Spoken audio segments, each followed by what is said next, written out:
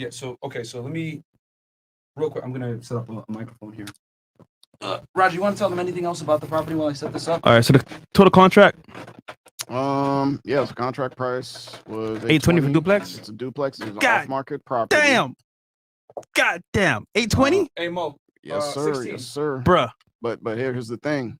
It's Bruh. still cash flowing. It's cash flowing though. Yeah, it's cash flowing about. You guys got if I me? remember correctly, around $2,000 a month. All right. So yeah, there we go. 2151. All right. So guys, I'm gonna walk you through here how this deal. All right. So first, the contract price was $820,000, and it was originally appraised at $800,000, but we had to do the realtor fees and everything, right? Yeah. So, so the house guys appraised at $800,000. It was a rehab and everything else like that. Before it was like only worth $600K, but it ended up appraising for about $800,000. So, and then we had to put in realtor fees and everything else like that. It is what it is. When you do off-market deals, guys, a lot of these dealers or sellers don't want to pay a realtor fee. You want to tell them about that real quick, Roger? Why they're No, I mean, they're just trying to maximize their profits. I mean, it's that simple, but we're able to come to an agreement, so everything's good to go. Yeah, but get ready, guys. This is kind of one of the negatives of like when you do off-market deals, they're not going to want to deal with real estate agents a lot of the time because it's not on the MLS, okay? But the beauty is that a lot of the times the numbers are good. So so we'll just go ahead and say for, purposes to make this easier, let's say $820,000 was the contract price. The monthly expenses, guys, is $4,849. This is all debt service to include the, the mortgage, the taxes, the what else? Insurance, homeowners insurance, flood insurance, everything, guys, because we also have flood insurance on this property because you guys saw the proximity to that little canal there, right? So we're talking about $4,849. Then the gross rents, guys, is $7,000. So each tenant pays $3,500 a month. Okay. Right. Yep. So that leaves us with a profit of $2,151 per month. Okay. You take this number $2,151 per month, you multiply it by 12. That gives you an annual income of $25,812 annually from this property alone. Okay. And remember, guys, this is passive. I don't do shit to get this. This just comes in. That is somebody's yearly salary, for doing nothing. So this is what the beauty of real estate, guys. And when you have a little bit more capital, you're able to buy a little bit bigger deals like this, which gives you a bigger return. Okay. Then you have to go into cash into the deal. So on this deal, guys, I only put 20% down. Normally I do 25%, but on this one I did 20%. And the reason why is because the interest rate, guys, was 5.75, I think, when we ended up doing this deal. Or it was at like 5.9. 5.99. Yeah, it was 5.99. So what I did, guys, I forgot to mention this. Yeah. So trick, guys, when you're doing a deal and the interest rate is high, instead of putting more money down, what you could do is buy points to bring the interest rate down. So what I did was I went ahead and brought the interest rate down. And what that ends up doing is that increases your monthly cash flow without having to put more of a percentage down. Does that make sense, guys? So if I had put down 25%, me and Roger pretty much did the numbers, I would have had to come with like $240,000 to the closing table. Yeah. But instead, what I did was I took $10,000, bought points, and brought it down to about 5.75 interest rate, which increased my cash flow, and I didn't have to put as much money down as far as coming to the table with 25%, if that makes sense, guys. So you see how I was able to basically get to the same cash flow while putting less of my own capital down. And that's the importance of buying points, especially now, guys. The interest rates are going back up. The real estate market is somewhat correcting itself to a degree. But that's the beauty of buying points. And this is like a little trick that that's pretty, a lot of savvy investors use to go ahead and increase their monthly cash flow. And then also keep in mind, this is on a 30-year loan. So that $10K that I put in, right, to decrease that interest rate is going to save me money long-term. All right. So the interest rate is 5.75, guys. But I didn't put that into here just because it would make this simpler. So to cash into the deal, I had to put down 40K as earnest. And can you tell the people what an earnest deposit is real fast? So that's basically earnest money, also known as your escrow deposit. It demonstrates to the seller that you are serious and you probably have the ability to get it to closing. So it's usually required. Right now in Miami, we're right around 5% of the purchase price is what's recommended, but you could put more or less. And in some cases, for people to kind of sweeten the deal, some people are putting significantly more down. So that money also means that if you don't perform as the buyer, that money will then be at risk. So that kind of makes the seller feel more comfortable in getting in the contract and taking the property, off the market and not accepting other offers while they have it under contract with you.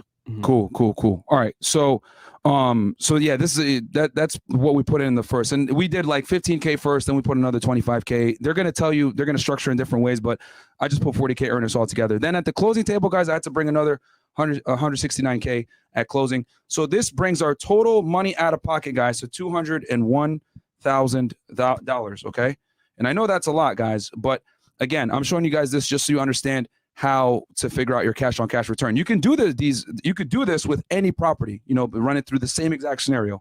So now we're going to figure out the cash on cash return. You take that $201,000, and this includes everything. This is realtor fees, cash to close, earnest deposit, everything. Okay. All the cash put into the deal, and you divide it by how much money you make annually. That gives us 12% cash, 12% cash on cash, almost 13%, which is fantastic, guys, in the Miami market. Okay, so there we go. This is the cash on cash return, 12.84, which is basically, we can say almost 13% cash on cash. Which, if you're getting that in a hot market like Miami, Austin, Texas, Dallas, anywhere else like that where population is exploding, bro, it's a huge fucking W. So as you guys can see, yes, this deal did take a lot of capital. I had to save up money for several months to do this deal. However, which Myron hated. Yeah, which I hated to do that because I always like to buy properties as fast as I can. But this deal was definitely worth it, guys, even though we had to put a lot of money in. But you can do this too. You don't have to do this, obviously, with a $800,000 property. This is obviously at a higher scale. But what you can do is you could do these same exact numbers with a house that's $200,000, $300,000, etc. And me personally, with Roger, we look for deals somewhere between the 10 to 15% cash on cash return range, because here in Miami, it's extremely competitive. But if you live in somewhere like Utah, rural Texas, Las Vegas area, where else was another hot start? The Carolinas, whatever, Alabama, Mississippi, you can get cash on cash returns of like 15-20%. Yes, it might be a little bit less money. You might only make $500 to $600, $1,000 a month, but you're going to get crazy cash on cash returns. Also, the other reason why I only put 20% down, guys, is because when you put 20% down, it increases your cash on cash return. Because remember, you're getting a return based on the cash you put into the deal yourself. So when I put 25% in, the cash on cash went down to like 10%. So I was like, fuck that. Let me just buy interest points, decrease the interest rates, hit it from that angle versus going ahead and putting more money down. Because I normally put 25% down, but another tactic you can do is just buy interest points, guys. All right, so you got to weigh it out based on your deal. What's cheaper? Should I buy points to decrease the interest rate over a long term, 30 years, or should I put more money down, 25% of my own capital? Whatever is the lesser of the two, go with that angle, because you always want to put the least of your own money down to procure and control the property. Cool? Well said. Bam. Man, all right. This is fire. Who gives y'all this kind of fucking value, baby? Give me a Don DeMarco, man. Of his property, bro. Like the video, guys. Sub to the channel. Shout out Myron for showing up, because I ain't gonna hold y'all, bro. You know I'm saying my personal stuff. But he did that for y'all, so shout out to him, man. And like the video, man. At least like the video. So there you go. Okay, and then cool. What else do we got here? We got some chats here as well. Okay, and then we'll close this bad boy up. All right, could I start? Should you buy land over single house? The answer to that question is it depends on your individual market. Yeah. Okay. So I want to say this also, bro. In most scenarios, it's better to buy the house, and I'll tell you why. You can't depreciate land. You cannot depreciate land. You can only depreciate property. So as a matter of fact, when you do your depreciation, they're going to take a certain portion out because of the land itself. So you can't depreciate land unless you got in a hot area and they're trying to build. You're probably better off buying a house, especially if you want to make money consistently month over month. Unless you're just trying to buy it and then sell that shit later on, that's fine. But if you're trying to make consistent cash flow and have it appreciate over time while getting tax benefits, you're going to want to buy a house. Question for all. Is there a demand for copywriters in the real estate niche? Ooh, I don't know. Maybe for online guys. Ramville, $5 says, check out Meet Kevin on YouTube. Best real estate investor on YouTube. Would love to have him here. All right, we'll check him out. Yeah. Hey guys, just bought a 9-unit Airbnb resort, planning to cash flow 40%, but want to resell some equity to investors at 8 to 10% cap rate. Best way to find investors that want to buy a portion? That's for Roger right there. Network. Yeah. Look online. There's online forums. There's group chats. There's Facebook groups. You can find people, bro. Just gotta look for it. Easy. Just Google. I mean, most major cities or most counties have like a real estate club. Just Google local real estate clubs. You'll probably find people that way. The next isn't there a site called meetup.com? Yeah, that too. That's another one. And I know you guys mentioned Ben Mala. We're gonna. I think Fresh is making some moves on that. So don't worry, guys. We got y'all. And then last one's here. Alan Diaz. Any advice on investing in real estate in New York? I'm 23, making 66K. Love the podcast. Get the fuck out of New York, bro. Don't invest in New York. Don't do it. You better run, boy. Yo, quick little tip for you guys. If the state is blue, you don't want to own real estate there, because states that are blue tend to be more tenant friendly. And if they give you issues and shit like that, you're not going to be able to get them out, and you don't want to deal with that. If the state is blue, run and say I chew. What the fuck? I don't know what that was, bro. Okay, Patrick Pimbo, $20 super sticker. Thank you so much. $10. G. Martin, I want to invest in real estate, but I am married. My wife is in school to become a nurse, and after hearing the red flags of nurses, should I divorce her and begin before investing? Hey man, City Boys, we up, baby. If she's on some bullshit, then you might want to. Yo, I always say this shit. I'll say it real quick for you guys before we close this show out. If your wife is giving you problems, you got to go, and you're like, yo, I want to leave this chick. You got to go meet with a family attorney. Okay. Meet with that family attorney in your area. He's going to be able to advise you in the best way to be able to leave that relationship so that you don't get all your shit destroyed. Okay? You know the worst part? If you stay with her and you buy that property, that's no marriageable property. Yes. And you got to share with her. Whatever you do, don't fucking buy it while you're with her. And if she cheat on your ass, nigga, it's a wrap. In that house, bro, you got to leave the house because she's probably going to say some wild shit. Because everything is going to be 50-50. Every dollar that you make. And guys, watch our episodes that we had with the divorce attorneys on here. Like, this shit could save your life. Take that $500 to $1,000, do a goddamn consultation with a family attorney in your geographic area, your locality that understands the laws where you fucking live, and then start strategizing on how you can go ahead and get out this marriage without getting destroyed through the divorce court, family court, whatever it is, because it gets complicated once you start having kids, commingled assets, etc. But do not buy that fucking house while you're married, bro. Do not do that shit. Mitigate risk, bro. Yeah. Okay. Thoughts on converting property to Airbnb versus renting it out? It's more money, but it's also more headaches as well. Yes. Trust me when I say but guys, realistically, that question, it really depends on where he is. I mean, that's like going to a doctor and saying, hey, I have a pain in my side. What should I do? True. Yeah. True. Yeah. You know, having a property in fucking Miami, Florida, right? It's going to be great for Airbnb versus being in fucking, Laredo, Texas. But let's say generally, though, what would you say in terms of like generally speaking? Airbnb that's what I'm saying. But that's what I'm saying. I really can't say that because look, like in Miami and certain and not even Miami, but certain areas of Airbnbs are freaking killing it. I can't debate that. Yeah, we don't know where you're on your location, in other bro. areas, maybe not. Yeah. That's true. But if you want stability, right, over like risk, tenants is always the way to go. Yeah. And then $10, Stephanopoulos, is now a good time to buy considering the high interest rates. What do you think about investing in real estate overseas? Yo, the interest rates are not that high, guys. Like, don't think like. Oh, I finally converted him. You were complaining. Yeah, guys, just let you know, if you go back and look at it, the majority over the time that they tracked it, interest rates have been the averages interest rates between 6 and 8%. Yeah. So where we're at right now is not even high. My parents bought their house; they were paying 13% interest rate. So guys, get over it. It's still a good time to get in, bro. Like, is the days of 2% interest rate, which is basically free money, gone? Yeah, it is. But that should not stop you from buying real estate. If anything, as inflation goes up, you need to get into real estate because the money that you put into that real estate is gonna be, the value of it is gonna stick and it's gonna appreciate. What's up, guys? I just bought 9 homes on some land, 7 more I can build with the 9 Airbnb. I will do a 40% cash on cash return. That's awesome. Did a lot of rehab, and this can happen when you live in certain states. But I want to sell a percentage to investors at 8 to 10% cap rate. Any idea how you guys find to buy some percentage? Local real estate clubs. Bam. Yeah. Kang Leo. $10. Thank you. And then the last 3 here. D. Roger, do you only do deals over a certain value? I'm based in the UK and interested in getting into Miami real estate market. Well, I mean, I could tell you if you don't have enough money to purchase something, and I'd say at this point, probably looking at 600K and above down here. I mean, it is what it is, guys. As sad as that sounds, guys. If you don't have like you're gonna need what? Probably at least 150K capital. Probably about that. Yeah. Of your own capital to put into a deal. Invest down here, and then the other option would be you get something for way cheaper, but then you're gonna have to put money in to fix it up. So, Or you could go up north. You can go look at the Orlando area. That's gonna be a little bit cheaper for you. No, not compared to here. Not anymore. Not much cheaper.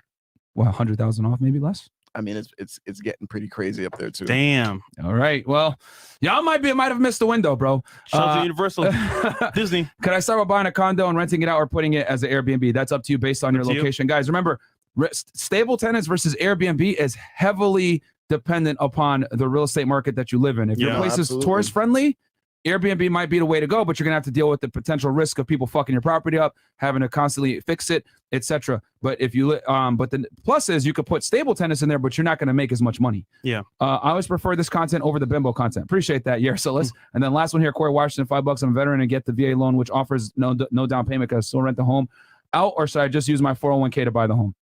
So here's the deal. I just want to make sure that you're aware when you use the VA loan, you're gonna have to live in that property for the first year. Yep. So if you can house hack, you could buy a triplex, a duplex, live in one, rent out the other, and basically live rent free while you're maybe getting a little bit of income or appreciation. Yeah. Or if you have enough money that you could buy it outright, you could do that as well. But ultimately, you got to work the numbers and see which one actually brings you more money. Because I don't know what the rent is. I don't know what your current living situation, but just look at how much you're netting in each different scenario. Yeah. And just pick the one from there. And guys, the equation, one more time. I'm gonna walk you guys through it one more time so you guys can see it. If you guys look at the contract, you get your contract price, divide it, right? You figure out what your debt is that's gonna cost you, right? Hit camera 3 real quick, Mo. Right? Oh fuck. Roger, can you move your head a little bit? Are we all caught up with super chats? There we go. No. We're not. We got more. A few more. Yeah. Okay, let's read those real quick then. Never mind, because then we got to get going on the next show here, guys. When you get a loan, do you tell the lender what the home is for living or for investment? Yes, you have to tell them that. Depending on what kind of loan you got. Absolutely. Yeah. You know, whether it's a FHA or VA loan, guys, you got to live in it the first year. That's just the way it goes. All right. And if you don't, you will get indicted for fraud. All right. Don't do that shit. Nobunaga, recently a video dropped of Robert Kiyosaki saying, isn't the time to buy real estate based on the upcoming crash. Curious if y'all have seen it and your options. No, it's actually the contrary, bro. Buying real estate right now is probably the best time to buy it. Yaris Celis, what's the minimum amount I need to get started in real estate? I have good credit, but not a lot of money for down payment or repairs. All right, guys, for all you guys that don't have that much capital to go ahead and get into a property, you're going to need to take advantage of VA loans and FHA loans. FHA that you can get in for only 3.5% down. The thing is, though, is you have to live in it that first year. And since you're only putting 3.5% down, your mortgage is going to be higher. Your debt service is going to be higher to fulfill. And that's fine, because this is why we tell y'all, go ahead and get a tenant, 2 tenants, whatever else like that, so that they can cover it. So if you live for free or even maybe a little bit of cash flow, it's good. And then you can go ahead and live in it for a year, get out that property, put a tenant in there, and then do it again. Yeah, that's what I did basically. That's what Fresh did. And I worked a regular job, $15 an hour. So you can definitely do it yourself. Yeah. Like I said before, read the book Start for Life.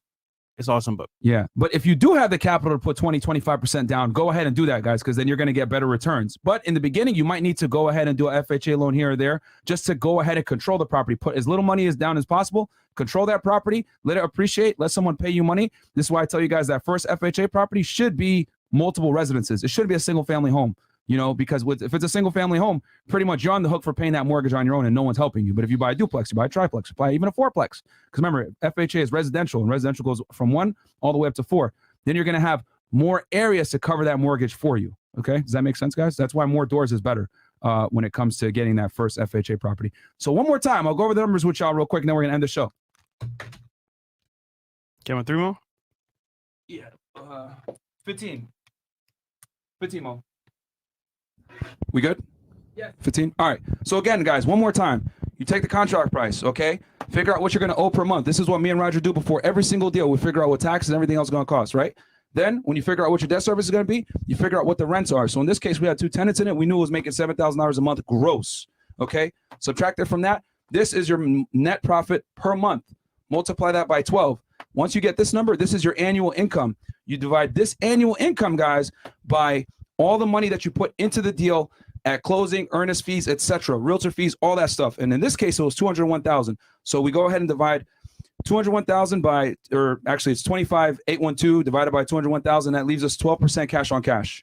Okay, which is fantastic. Anything above 8% is generally good, but I tell you guys, you want to hit at least 10%. You know what I'm saying? But this is what you guys want to do every single time you do a real estate deal.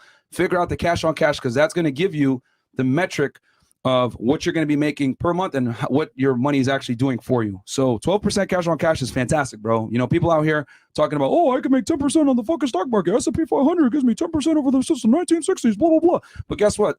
Investing in the S&P 500 isn't going to give you fucking tax benefits. So this is the way to go, my friends. I'm not saying don't invest in the stock market, but this should always be a priority, because people are always going to want homes. People are always going to need homes. We're in a home shortage right now, and real estate is by far one of the best ways to hedge against inflation, all right? So that's how you figure it out, guys. money put into the deal, right, divided by your annual income will give you your cash on cash return. And that's the best metric by far to use when you're a real estate investor looking to make money.